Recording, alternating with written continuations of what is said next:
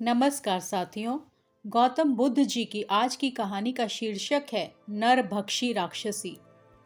भगवान बुद्ध ने हजारों लाखों लोगों के जीवन को अपने विचारों और प्रेम से बदला। एक बार उन्हें पता चला कि पटना के राजगीर नगर में त्राही त्राही मची हुई थी। उन्होंने वहां स्वयं जाकर स्थिति का आकलन कर लोगों की मदद करने का निश्चय किया। राजगीर जाकर उन्होंने देखा कि पूरा शहर सुनसान पड़ा हुआ था। सड़कों पर, मैदानों में, बाजारों में, सभी जगह कोई बच्चा तक नहीं दिखाई दे रहा था। चारों तरफ सन्नाटा था। पूछताछ करने पर पता चला कि शहर में एक राक्षसी का आतंक छाया हुआ था। लोग घर से बाहर निकलने में भी घबराते थे। वो राक्षसी नरभक्षी थी और विशेषकर बच्चों का मुलायम मांस खाने की ताक में रहती थी।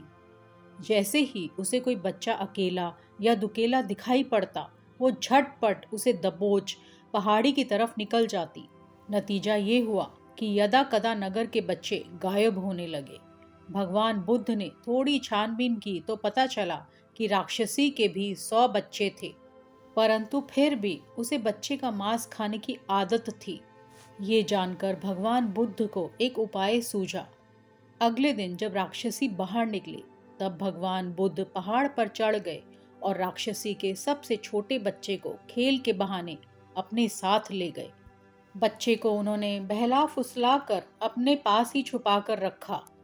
राक्षसी जब घर पहुंची तो उसने अपने सबसे छोटा बच्चा, जो अक्सर घर के बाहर ही खेलता रहता था, कहीं दिखाई नहीं दिया। उसने बाकी बच्चों से पूछा, पर किसी से भी कुछ भी पता नहीं चला। आधी रात तक बच्चे का कहीं पता नहीं था। राक्षसी बेचैन होकर घर से निकल पड़ी और सारी रात बच्चे की तलाश में भटकती रही। रात भर भटकते भटकते उसके पैर दुखने लगे। थकान और परेशानी से वो और भी भयंकर दिखाई दे रही थी। शायद बच्चा अब तक वापस आ गया हो, ये सोचकर घर लौटी, लेकिन बच्चा तब भी वापस नहीं आया था। उधर दिन निकल आने के कारण उसे शहर जाने में भी संकोच हो रहा था, किंतु फिर भी वो घर नहीं बैठ सकी। छुपते छुपते खेतों से होते हुए सड़क के पास ऊंचे एक पेड़ पर छुप कर बैठ गई, जहां से दूर दूर तक वो आते जाते हुए लोगों को देख सके। तभी उसे भगवान बुद्ध उस रास्ते से आते हुए दिखाई दिए। उसे कुछ आशा बंधी।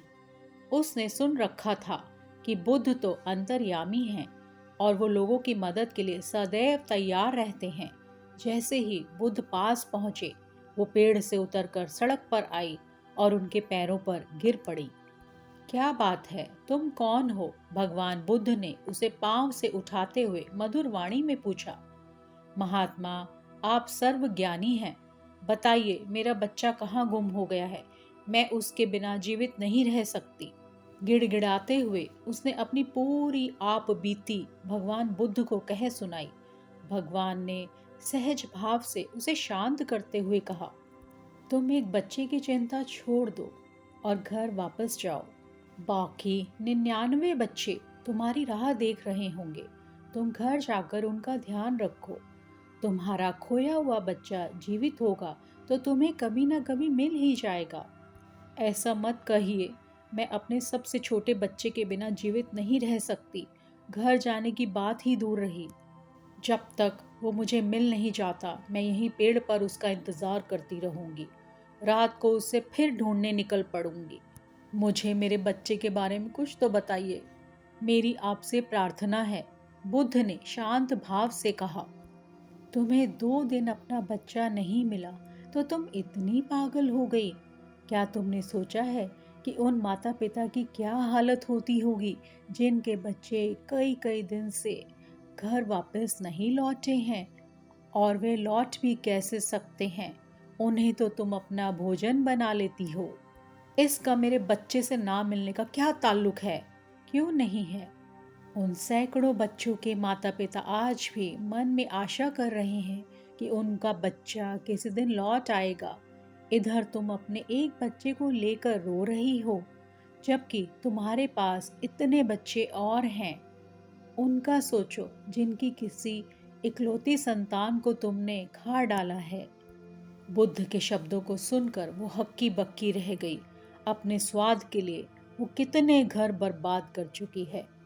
पश्चाताप से उसका मन भर गया। इससे पहले कि वो कुछ कहे, बुद्ध बोले, तुम क्या कर रही हो? इस बात का एहसास दिलाने के लिए मैं ही तुम्हारे बच्चे को अपने पास ले आया था। तुम अपने बच्चे को लेकर जा सकती हो। उन्होंने बच्चे को बुलाया। बच्चा खेलता हुआ बुद्ध के पास आकर खड़ा हो गया।